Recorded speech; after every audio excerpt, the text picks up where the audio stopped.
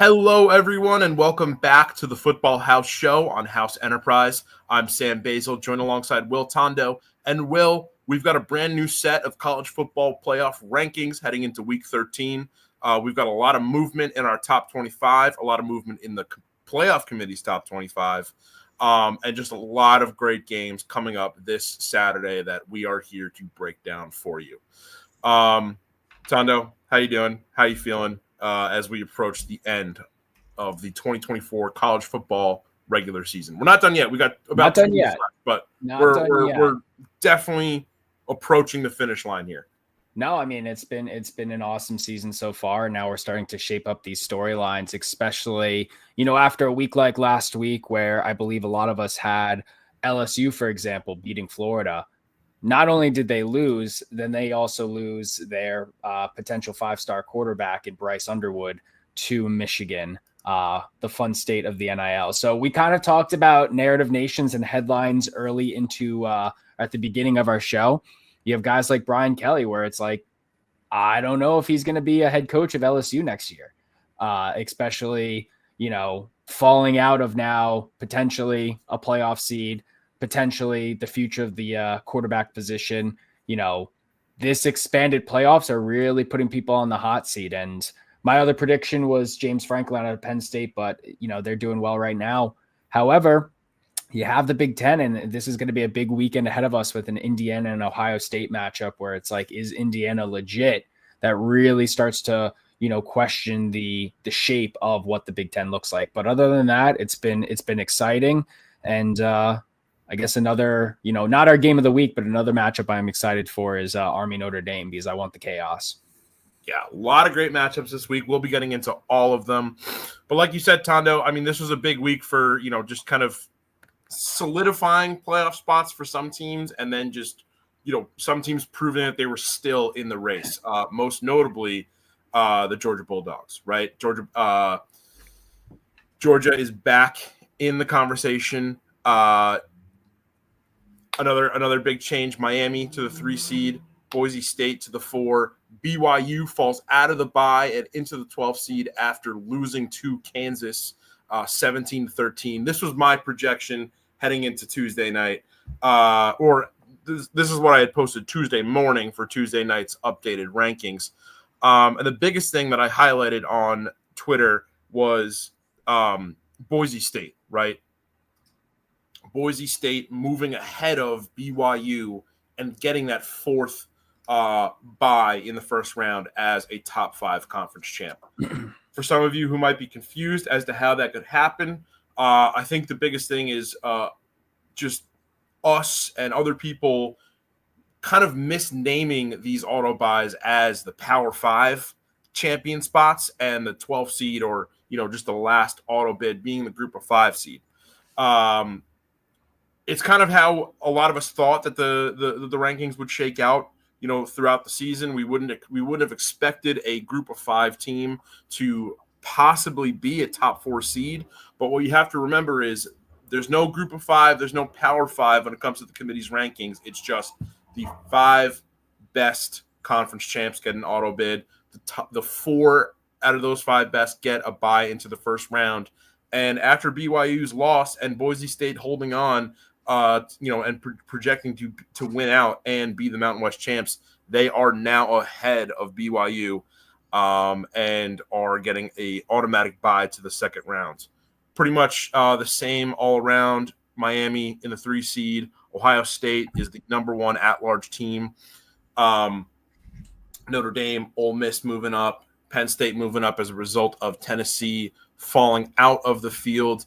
And then, if I could highlight some teams that are just outside that at-large in those at-large rankings, we got Tennessee, obviously. SMU's creeping up in the ACC. A&M is still looking like a threat in the SEC.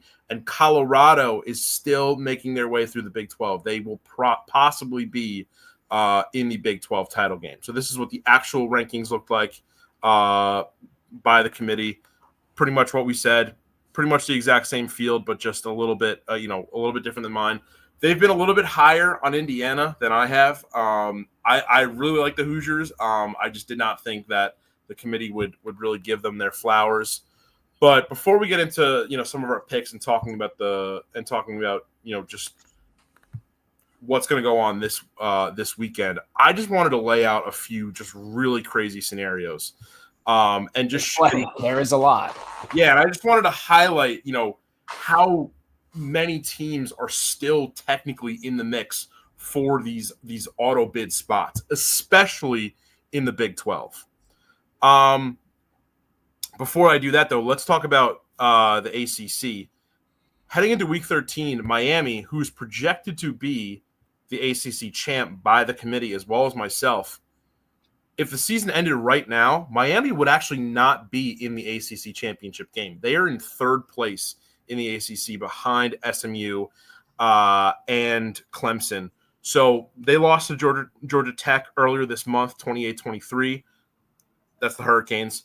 They have Wake Forest this week and Syracuse to finish out their regular season schedule. SMU is in first place, and if they beat Virginia this week, they can clinch a spot in the title game. Miami, even if they do beat Wake, cannot clinch a spot in the ACC title game, but a loss to Wake Forest would give Clemson an automatic spot. So they can't clinch, but they could fall out this week. Clemson obviously is done with their ACC schedule. They've got 2 games left, so they're kind of just watching, waiting, seeing what happens with Miami's last 2 games. Then in the American, well, I want to pause real quick on the ACC because it'll be interesting to see the future of schedule making when it comes down to these bids, because I would assume Clemson wish they could finish out the regular season with ACC matchups to guarantee a spot.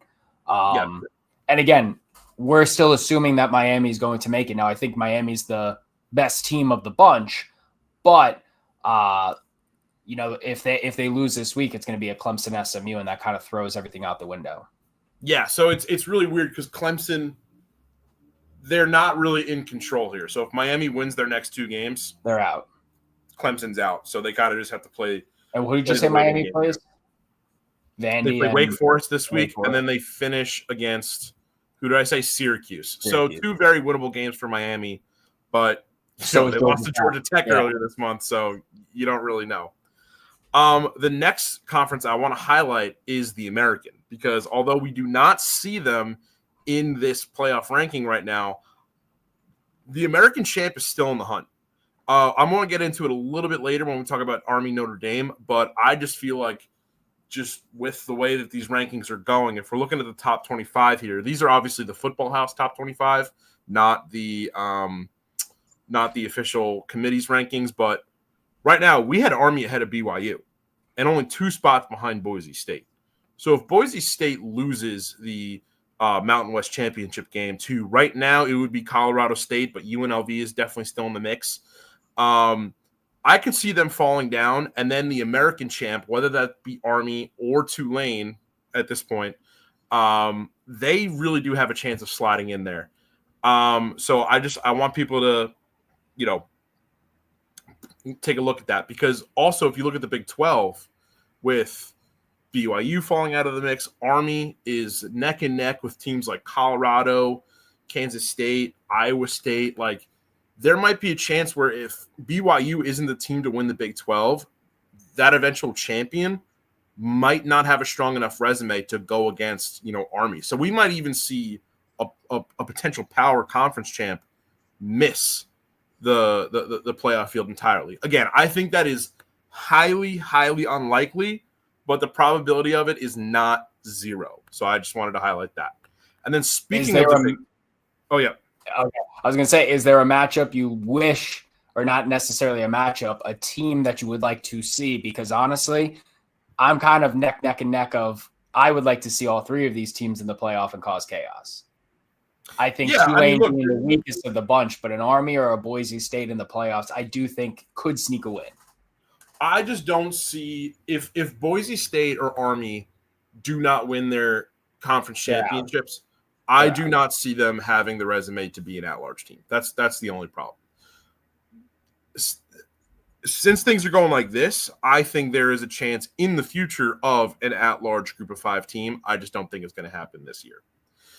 Finally, I just wanted to talk about the Big 12 championship scenarios. So right now, it's looking like Colorado and BYU. They can both secure a spot in the title game with wins this week.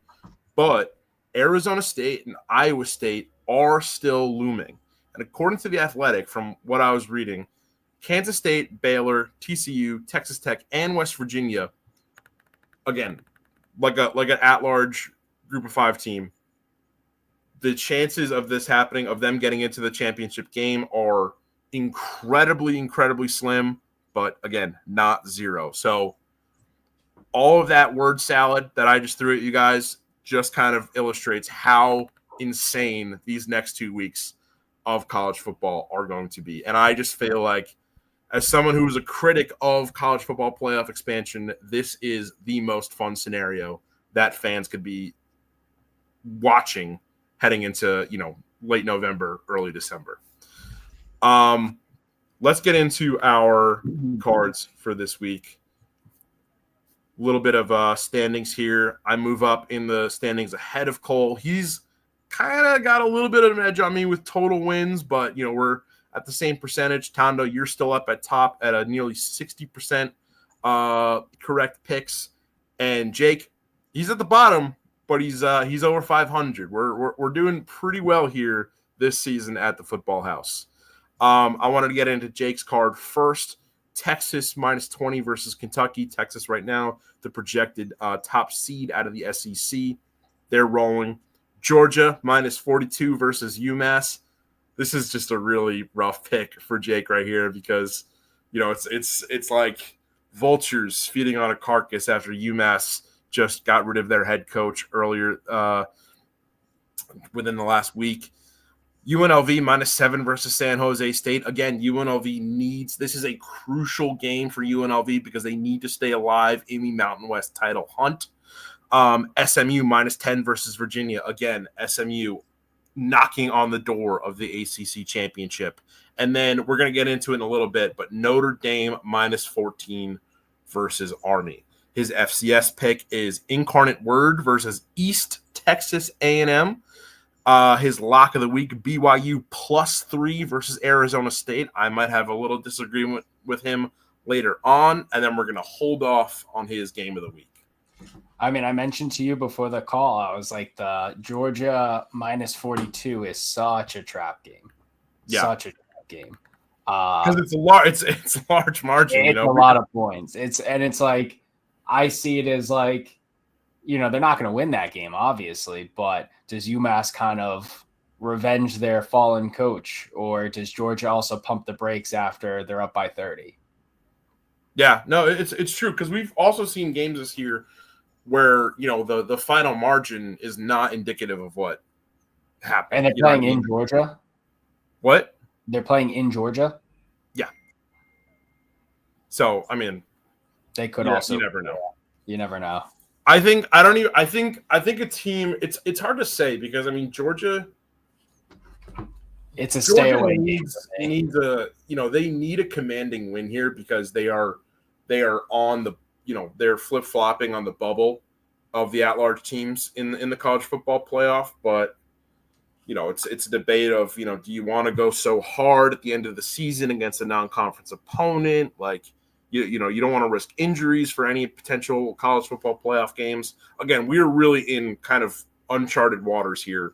So, I mean, I think it's a fair pick. I think it's an accurate pick that Georgia could win this game by 42, but we'll see the effort that they put in the second half should they just be dominating by the break against UMass here. Getting into my card, starting at the top, I got Notre Dame minus 15 versus Army at Yankee Stadium this Saturday. This one hurts, but I think the Irish kind of easily take care of business here. The interesting part about this game is going to be when Army is on offense.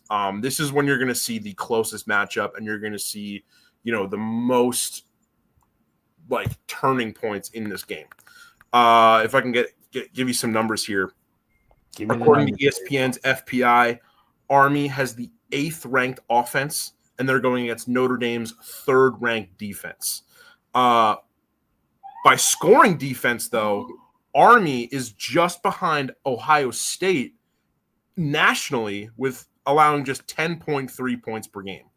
Obviously, the big difference there, though, is when you take a look at their strength of schedule. Army, their strength of schedule is a sub 100 nationally, according to ESPN's FPI.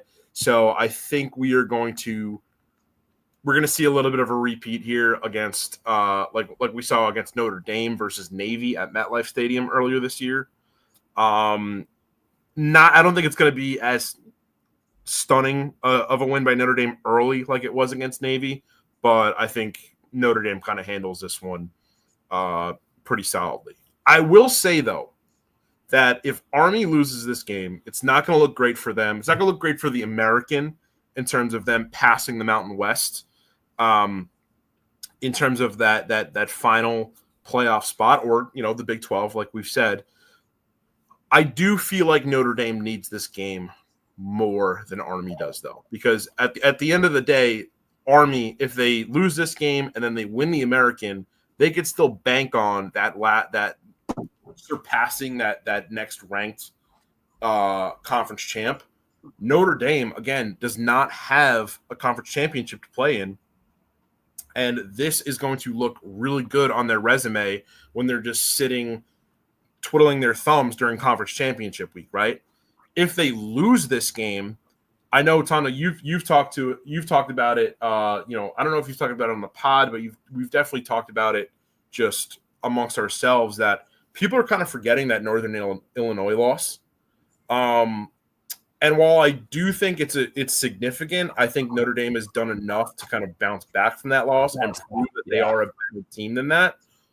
But if they do lose to Army, and you really have to split hairs when it comes to those final, at-large bids in the college football playoff field, I think that is when that loss to Northern Illinois kind of rears its ugly head and causes problems for Notre Dame for the committee, if that makes sense.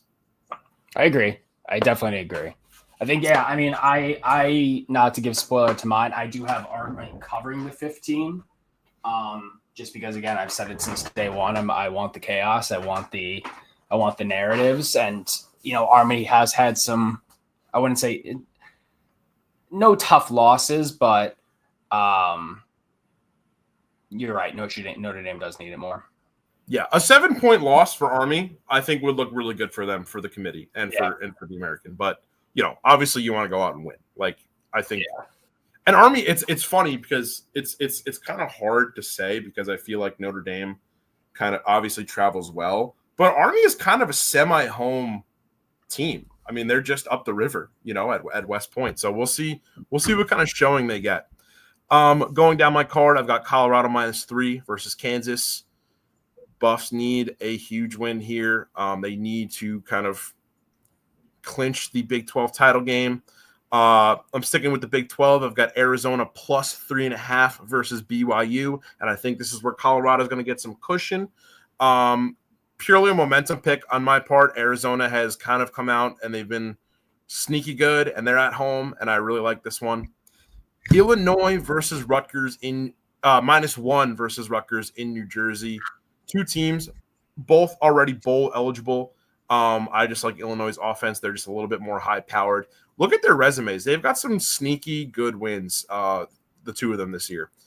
USC -4.5 versus UCLA. This is kind of a bottom feeder game right now. Who would have thought, right?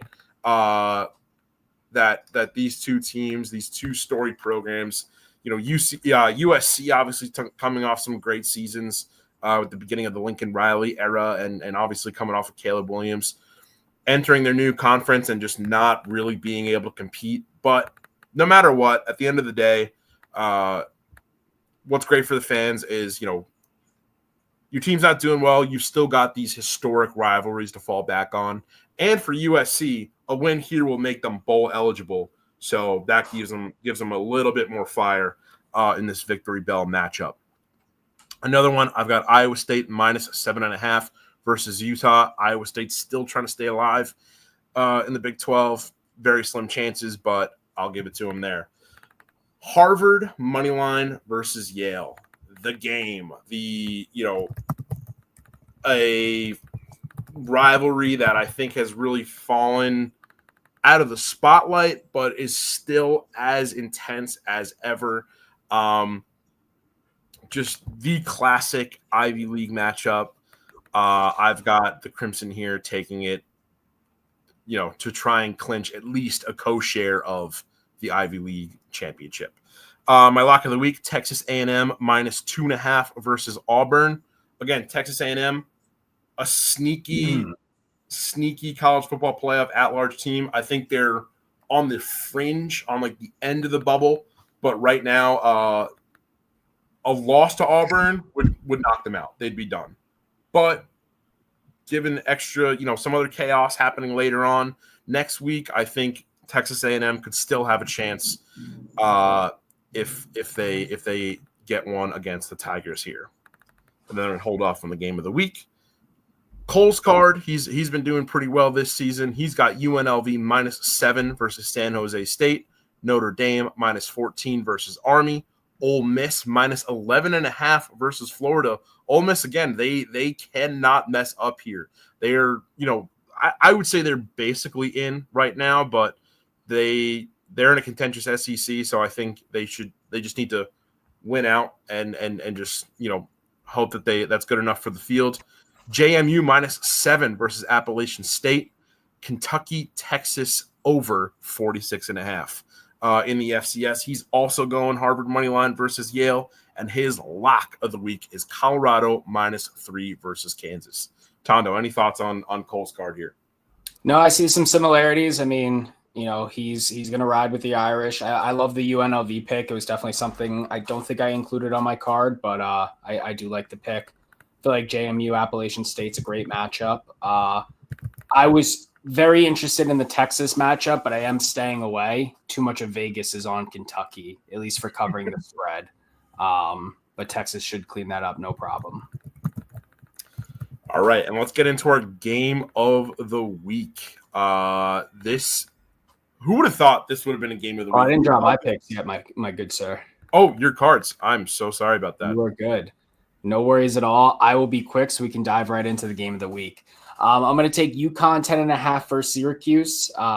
Good little independent matchup against the ACC. And UConn, it's not a successful season yet, but they're starting to gear their way once they finally make the commitment, even though I think they should stay a basketball school. But the money's in football. They're going to want to build a program. So I'll take them covering. Penn State's been my safe pick the entire year, so I'm going to take them minus 11 over Minnesota. And I'm noticing spelling mistakes also across my board. My apologies. Early before, I had Army plus 15 versus Notre Dame. I like the chaos. Utah, what a disappointing season. I think Iowa State is obviously the better team, but I'm hoping they can close out with a little bit of a fight. I had them winning the Big 12. Unfortunately, that is not the case. So let me hopefully they grace us with a plus 7 performance because I'm really disappointed in the Utes.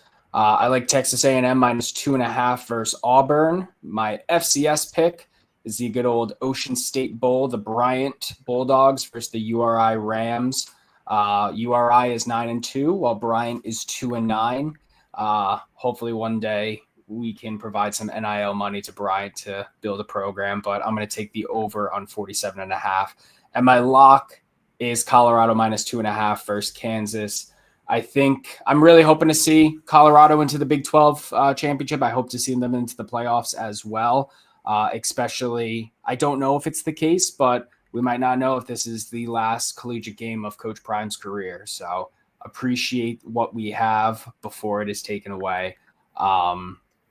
Give me 2.5 versus Kansas. That would be. I saw those quotes about if Shedeur would get drafted by the Cowboys, if Deion would follow him. I mean, I'm anything is possible. I don't know if it's like necessarily NFL. I just don't also know how much you're gonna lose Travis and Shedeur to the draft. Hopefully they both have successful NFL careers. What's in it for him anymore? What's in it for Deion? For Deion. staying at Colorado. It's one of those things where it's like you're building a legacy. You've turned a program, back to an upward trajectory. I mean, again, the Florida State job could be open. Will be open. So maybe, but why jump to the ACC from the Big 12 building a program? I don't know. Yeah, I mean, it just depends on. I really don't know what Deion wants to do at this point, right? Because I feel like with every step upwards, like you lose a little bit of control, right? And I think with Deion, it seems like he's a guy that really wants to make himself the front of like the face of the brand of whatever program that he's at the time. And I'm not even saying that like it's a bad thing. I think it's great, especially in college sports when a coach can do that. Like it really feels like that coach's program.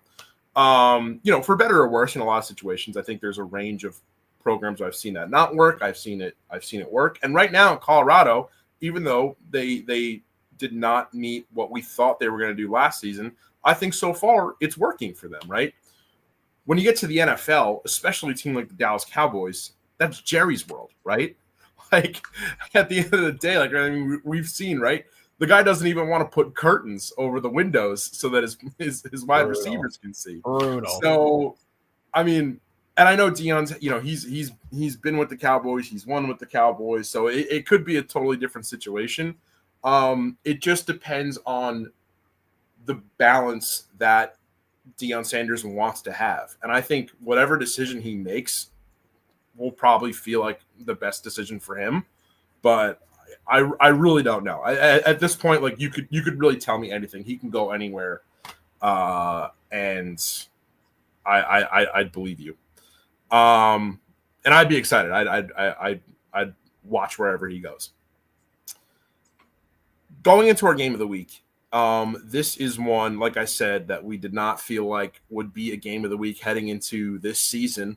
It's Ohio State versus Indiana, a big noon kickoff game. Ohio State has been just grueling through these noon kickoffs late in the season, which, I don't mind a noon kickoff, but point of contention Ohio State to get this many, it's a bit of a tough look.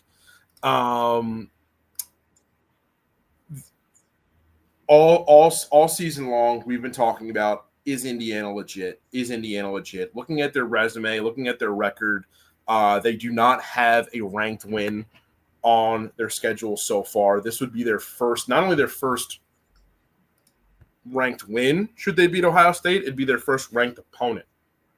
Obviously, their last game, they played Michigan, but at the time, the Wolverines had already fallen out of the top 25, so I'm not counting that game.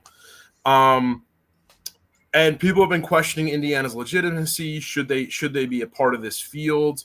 Are they really good enough to actually, go against an Ohio State or an Oregon? And this is their shot. This is probably going to be if they can't, make a game against Ohio State here. This is going to be their only shot. Their offense, like we've seen, has been super high powered. They've been great through the air. Their defense has been fantastic. But again, at the end of the day, they're going up against a whole different beast than they've seen all season long. So Tondo, I guess my question to you is, before we get into our actual picks here, it's a 10.5 point spread right now. What does Indiana need to do to stay in the playoff hunt against, coming out of this game against Ohio State? Do they need to win? Do they need to keep it within a touchdown? Do they need to just score maybe 20 points on Ohio State?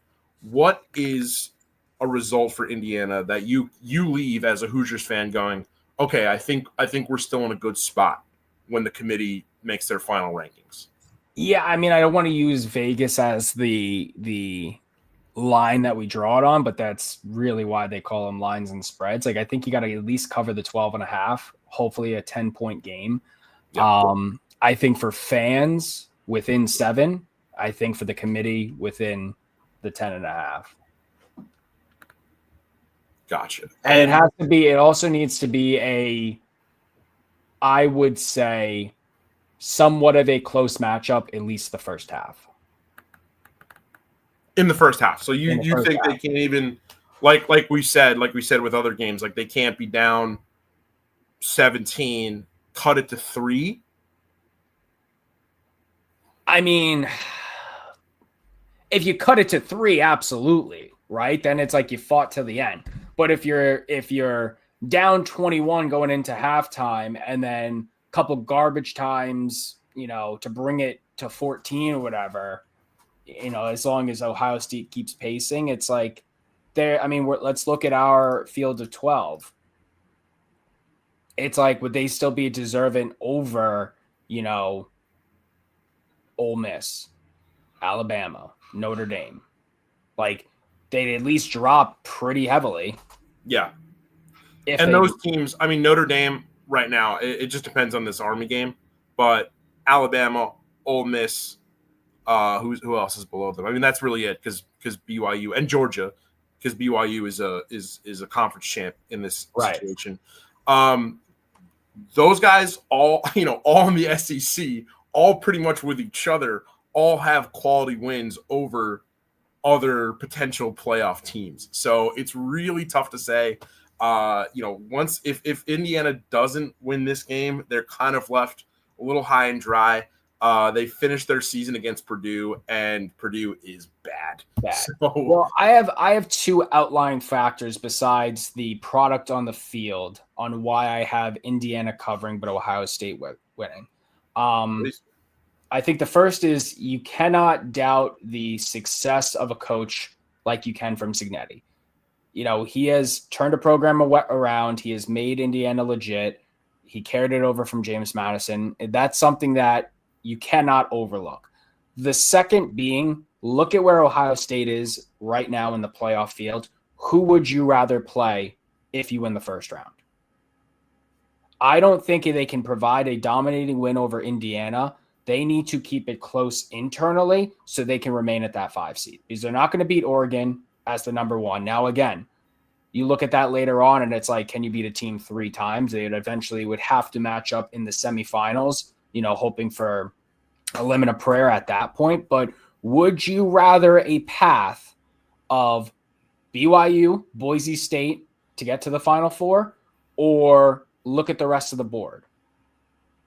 I think the 5 seeds is tough, because I would say if you win a game, Boise State, yeah. Boise State's good though, so I'm not gonna Everyone's say that. Good in here. Everyone, no one is non-deserving to be here. I would say Miami in the second round would be a potentially favorable matchup, or Clemson or SMU. But right now, the way it shakes out, you'd have to get through Georgia first, and that's really tough. Right. So yeah, I mean, I think it's a little it's just as dire for Ohio State, in a different way. It's dire for Ohio State in like let's get ourselves set up for a good path, and for Indiana, it's let's stay alive, right? Mm-hmm. So we've talked about scenarios. We've talked about what you would want to get out of this game. How does Indiana get what they want out of this game, or how do they not? How do you feel like this game is going to go? How is this game going to go?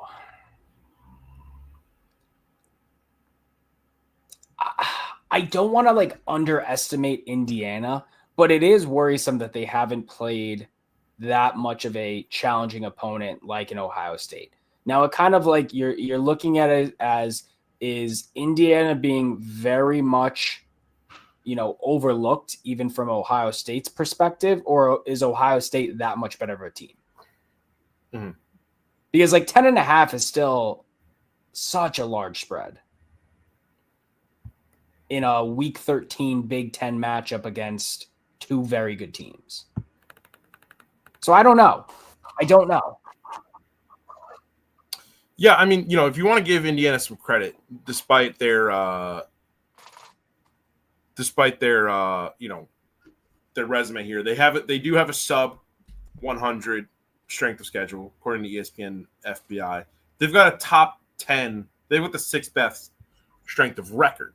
So it is tough. I think right now it just comes down to I think if Ohio State just shuts down Indiana's pass game, that's going to be it. But I think Indiana still keeps it close. So that's why for my pick, I am going Ohio State money line, Indiana plus 10.5.